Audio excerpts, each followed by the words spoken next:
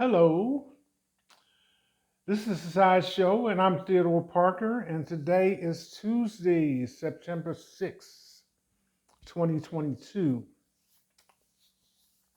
Temperature's around 64 degrees, going up to 79. The days are getting cooler. Air quality is good. Talking about the mask, I would suggest you still make use of it. Um, Around here in Kentucky, basically the positivity rate is 20.0%. So, yes, I would have my mask on if I was going outside of my home.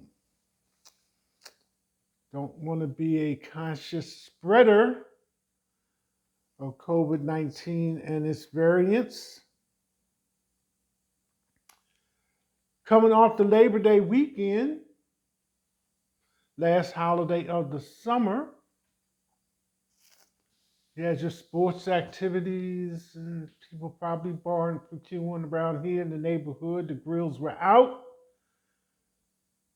People were making it through, taking advantage of. And although we don't mention it that much, last opportunity to wear white for the summer. And there may be a few more days left to swim. I'm not sure. Indoors, if not outdoors, at least. Moving into the news, the top items that I found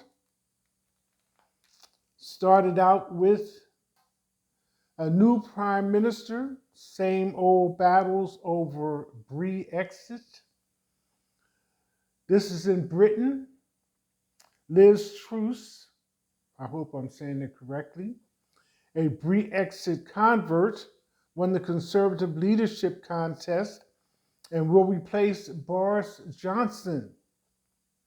Liz Truss, the former foreign secretary, has the Conservative Party's leadership contest, won it, setting her up to take over as UK Prime Minister after Johnson announced in July he would resign. So that's the news from Britain. Swinging over to Venice, Italy, Brendan Fraser breaks down in tears as The Whale gets 6 minute standing ovation in Venice. If the Sunday night world premiere of The Whale at the Venice Film Festival is any indication, Brendan Fraser's return to Hollywood will be met with plenty of cheers and even more tears. When the credits rolled on the Darren Aronofsky drama in which Fraser played a 600-pound gay man confined to a wheelchair, the actor was overcome with emotion. He said after one round of applause, I would imagine he got up to leave, and then 6 minutes of applause ensued. Next on the list, tracking Trump's endorsements, here's how his picks have fared in primaries.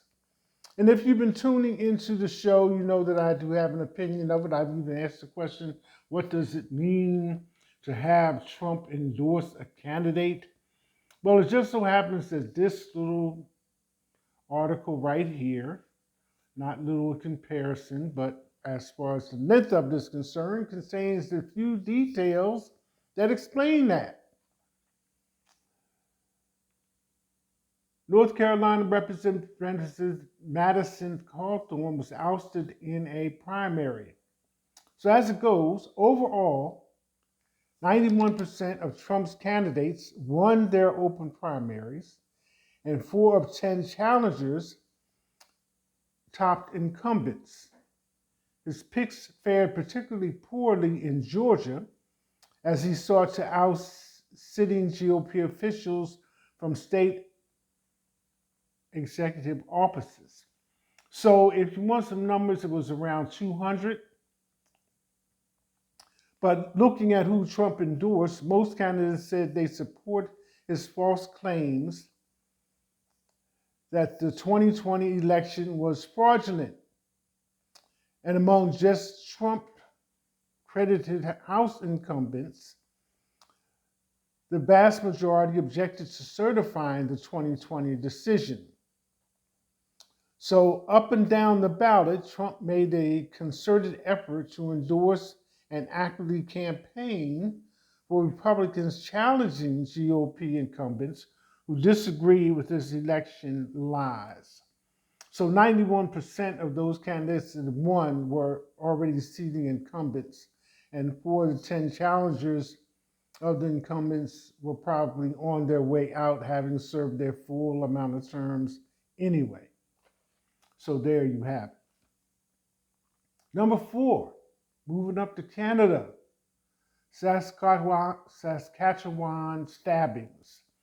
What we know so far about the stabbings in Canada. Now, this was kind of different because